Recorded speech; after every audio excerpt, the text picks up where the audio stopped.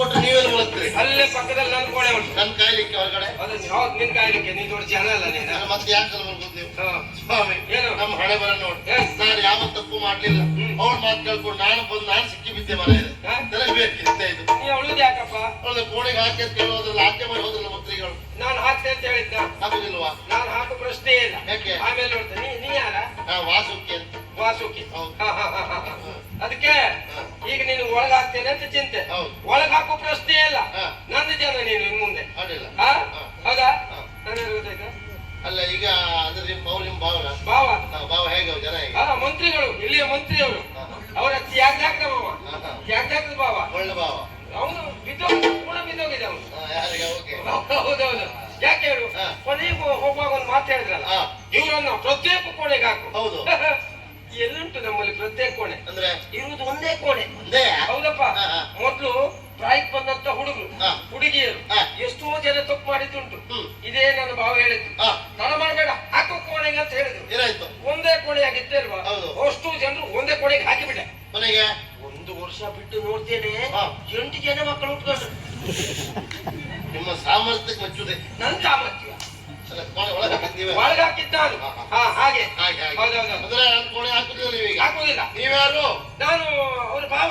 ಹೆಸರು ವೈಕುಂಠ. ಯಾವಾಗ? ಎಂತದೆ? ನಿಮ್ಮ ವೈಕುಂಠ ಅಂದ್ರಲ್ಲ. ನನ್ನ ವೈಕುಂಠ ಅದಲ್ಲ, ನನ್ನ ಹೆಸರು ವೈಕುಂಠ. ಹೌದಾ? ಹೌದು. ಅವರ ನಿಮ್ಮ ಭಾವ ನಿಜವಾಗ ಅವ್ರು ಎಂತ ಬಂದ್ರು? ಏನು ಅಂದ ಏನು ಚಂದ ವೈಕುಂಠ, ಏನು ಅಂದ ಏನು ಚಂದ, ಏನು ಅಂದ ಏನು ಚಂದ ವೈಕುಂಠ, ನಿನ್ನ ವೈಕುಂಠ ಸಮರಾದೆ ಮಾಡಿಸುದೇ ಕೇಳಕ್ ಹೋಗುವಂದರೆ ನಾಡ್ದು ಇನ್ನೇನಂತ ಬಿಟ್ಟೆ.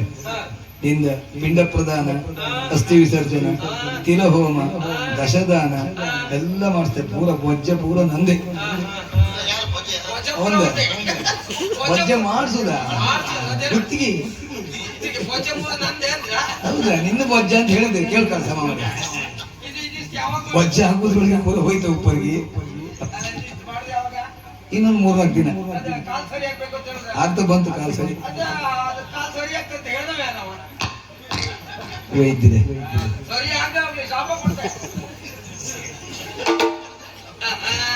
ನೀನೇ ರಾಜ ನಾನೇ ಮಂತ್ರಿ ವೈಕುಂಠ, ನೀನೇ ರಾಜ ನಾನೇ ಮಂತ್ರಿ ವೈಕುಂಠ, ಏನು ಮಂತ್ರಿ ಏನು ವೈಕುಂಠ, ನೀನೇ ರಾಜ ನಾನೇ ಮಂತ್ರಿ ವೈಕುಂಠ, ವೈಕುಂಠ. ವೈಕುಂಠ ಅದು ಎಳೆಯುವುದಕ್ಕೆ ವೈಕುಂಠ. ಓ ಕುಂಟೋಯ್ ಅವರೇ. ಕುಂಟುವೈ ನೀನು ಅಪ್ಪ ಹೇಳ್ತಿ ಮೌನ. ವೈಕುಂಠ ಹೇಳ್ತೀರ ಕುಂಟುವೈ. ಕುಂಟ ವೈಕುಂಠರೇ. ನಿಜವಾಗಿ ನಿಮ್ಮ ಬಗ್ಗೆ ಬಹಳ ಹೆಮ್ಮೆ ಆಗ್ತಾ ಉಂಟು. ಅವ್ರ ಮಂತ್ರಿಗಳು ಅವರಿಗೆ ಬುದ್ಧಿಯೇ ಇಲ್ಲ. ಅವರಿಗೆ ವಿಚಾರ ಮಾಡಿ ಹಾಗೆ ಅಂತ ಹೇಳಿದ್ರು. ನೀವು ಹಾಗಲ್ಲ, ಕಾಲವೆಂದೆಲ್ಲ ಕೇಳಿದ್ರಿ, ಸಂತೋಷ ಆಯ್ತು. ನಿಜವಾಗಿ ಅವ್ರು ಮಂತ್ರಿ ಆಗುದಲ್ಲ, ಮತ್ತೆ ನೀವು ಮಂತ್ರಿ ಆಗ್ಬೇಕು. ಎಂತ ಚಂದ ನೀವು. ಜೇನುಗೂಡು ತಲೆ, ಗುರಿ ಗಡ್ಡ, ಬಾಳನ್ನು ಕೋಡು ಮೀಸೆ, ಉಟ್ಟಂತ ಉಡುಪು ಸರಿ ಉಂಟು. ಈಗ ಈ ಸಮಯಕ್ಕೆ ಇದೇ ಸರಿ ಅಂತ. ಹಾಗೆ